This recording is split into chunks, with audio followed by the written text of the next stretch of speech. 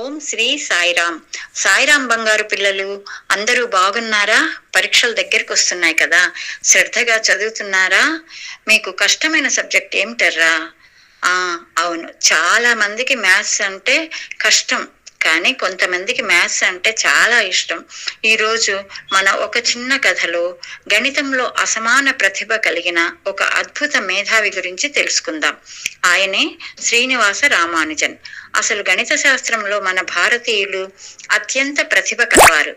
గ్రహ గోళాలను, వాటి స్థితిగతులను, రోజులు, నెలలు, ఋతువుల రాకపోకలు, ప్రకృతి మీద, మనుషుల మీద గ్రహాల ప్రభావాలు అన్నింటికీ ఆధారం గణితమే.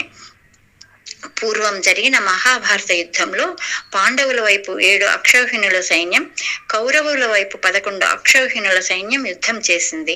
అక్షౌహిణి అంటే రథ, గజ, అశ్వ, పదాది బలాల మొత్తం కలిపి దాదాపు 2,18,700 మంది సైనికులు అన్నమాట. ఇదంతా ఎలా లెక్క కట్టగలిగారు అంటే అప్పటికే అంకెలు ఉన్నట్లే కదా. త్రేతాయుగంలో శ్రీరామచంద్రుడు వానర సైన్యంతో కలిసి నిర్మించిన రామసేతు నిర్మాణంలో కూడా ఖచ్చితమైన లెక్కలే ఆధారం కదా. ఈ విధంగా అత్యంత పురాతనమైన గణిత శాస్త్ర పరిజ్ఞానం మనది. ప్రపంచానికి సున్నా అందించినది మన భారతదేశం. బ్రహ్మగుప్తుడు, ఆర్యభట్టు, వరాహమిహిరుడు, భాస్కరాచార్యులు మొదలగు మహానుభావులు ఎందరో గణిత శాస్త్ర పరిజ్ఞానాన్ని మనకు అందించారు. తరువాత అంతగా కృషి చేసిన వారు శ్రీ శ్రీనివాస రామానుజన్. ఈయన 1887 డిసెంబర్ 22న తమిళనాడు రాష్ట్రంలోని ఈరోడ్డు అనే ప్రాంతంలో ఒక పేద బ్రాహ్మణ కుటుంబంలో జన్మించాడు. తండ్రి శ్రీనివాస అయ్యంగార్ ఒక బట్టల దుకాణంలో గుమస్తాగా పనిచేస్తుంటాడు. తల్లి కోమలమ్మాళ్ దగ్గరే ఉన్న దేవాలయంలో భజన పాటలు పాడుతుండేది. అమ్మతో కలిసి రామానుజన్ రోజు ఆలయానికి వెళ్ళడం వల్ల ఆ ప్రశాంత వాతావరణం, తల్లి చెప్పే భక్తి కథలు అతనిలో శాంత స్వభావాన్ని, మనోధైర్యాన్ని కలుగజేశాయి. వారి కులదేవత అయిన నామగిరి తాయారు పట్ల రామానుజన్కు ఎంతో భక్తి. చిన్నతనంలో రామానుజన్కు మసూచి వ్యాధి సోకింది. అమ్మవారి దయవల్లనే వ్యాధి బారి నుండి బయటపడినట్లు తల్లిదండ్రులు నమ్మేవారు. తల్లిదండ్రులు పేదవారైనా రామానుజన్ను శ్రద్ధగా చదివించారు. రామానుజన్కు చిన్ననాటి నుంచి లెక్కలు అంటే అమితమైన ఆసక్తి. 3వ తరగతిలోనే ఉపాధ్యాయుడు ప్రతి అంకెను అదే అంకెతో భాగిస్తే 1 వస్తుంది అని చెప్పగా, మరి 0ను 0తో భాగిస్తే కూడా 1 వస్తుందా అని అడిగాడు. 10 సంవత్సరములకు ప్రాథమిక విద్య స్కూల్ టాపర్గా పూర్తి చేశాడు.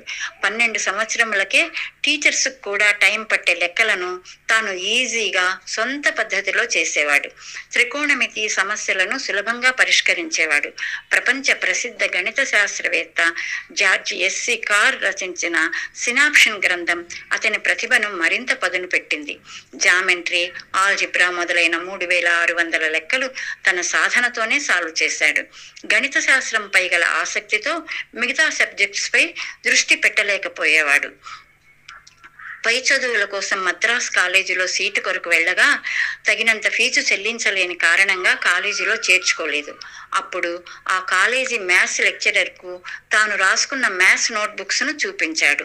ఆయన ఎంతో ఆశ్చర్యపోయి ప్రిన్సిపాల్తో మాట్లాడి కాలేజీలో సీటు ఇప్పించాడు. రామానుజన్ ఎప్పుడూ లెక్కల ధ్యాసలోనే ఉండేవాడు. అతని దృష్టి కాస్త మరలించేందుకు అతని తల్లిదండ్రులు 1909లో జానకమ్మాళ్తో వివాహం చేశారు. బాధ్యత పైబడడంతో రామానుజన్ ఉద్యోగ ప్రయత్నం చేయగా ఎక్కడా ఉద్యోగం దొరకలేదు.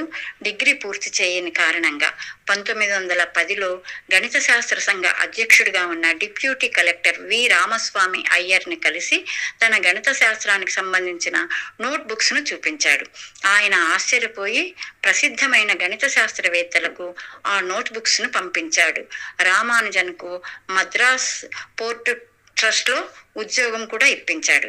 గణిత శాస్త్రవేత్తలు రామానుజన్ అసాధారణ మేధావిగా గుర్తించి లండన్లోని ప్రొఫెసర్స్కు పంపించారు.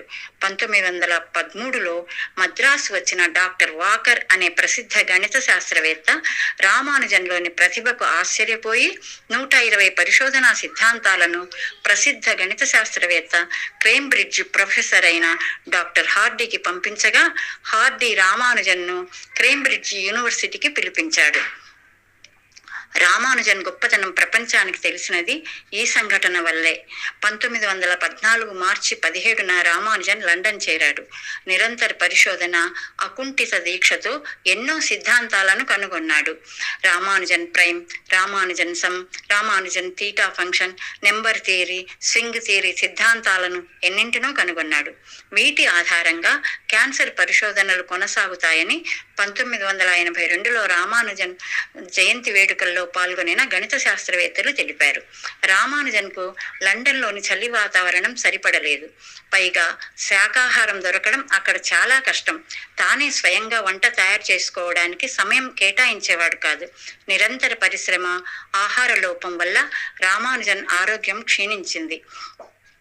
1918లో fellow of the royals society బిరుదు పొందిన మొదటి భారతీయుడు Ramanujan. Fellow of the Trinity బిరుదు పొందిన రెండవ భారతీయుడు కూడా Ramanujan. The man who knows the infinity అనే సినిమా రామానుజన్ జీవిత చరిత్ర ఆధారంగా నిర్మించారు.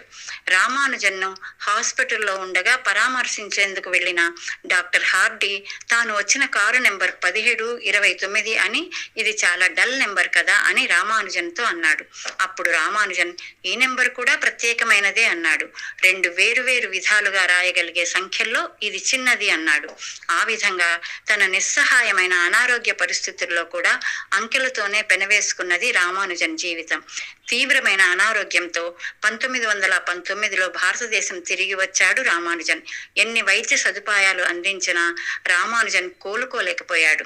చివరికి 1920 ఏప్రిల్ 26న రామానుజన్ శ్వాస అనంతవాయువుల్లో కలిసిపోయింది. 32 సంవత్సరముల చిన్న వయసులోనే రామానుజన్ శరీరం విడిచాడు. బహుశా ఆకాశంలోని అద్భుతాలను లెక్కించడానికి వెళ్ళాడేమో. ప్రసిద్ధ గణిత శాస్త్రవేత్త డాక్టర్ హార్డీని మీరు గణిత శాస్త్రంలో సాధించినది ఏమిటని ప్రశ్నిస్తే తాను రామానుజన్ను కనుగొనడమే గణిత శాస్త్రంలో సంపాదించిన పెద్ద విజయం అని చెప్పాడు. చిన్నతనంలో గుడి నేలనే తన లెక్కల పలక చేసుకున్నాడు. చిన్న కాగితాల్లోనే సమీకరణాలు చేసి చరిత్ర పుటల్లో తన పేరు చిరస్థాయిగా లిఖించుకున్నాడు రామానుజన్. రామానుజన్ జన్మదినమైన డిసెంబర్ 22ను తమిళనాడు రాష్ట్ర ప్రభుత్వం సాంకేతిక దినోత్సవంగా ప్రకటించింది. 2014 సంవత్సరాన్ని జాతీయ గణిత శాస్త్ర సంవత్సరంగా అప్పటి ప్రధాని మన్మోహన్ సింగ్ ప్రకటించారు. రామానుజన్ గణితంలో దైవాన్ని చూసిన మహానుభావుడు. గణితాన్ని తపస్సు చేసి ఆ తపఫలాన్ని మనకు అందించిన మహామనీషి మహర్షి రామానుజన్ ఇలా అన్నాడు: దేవుడి గురించి ఏదో ఒకటి చెప్పకపోతే ఏ గణిత సమీకరణానికి విలువ లేదు అన్నాడు.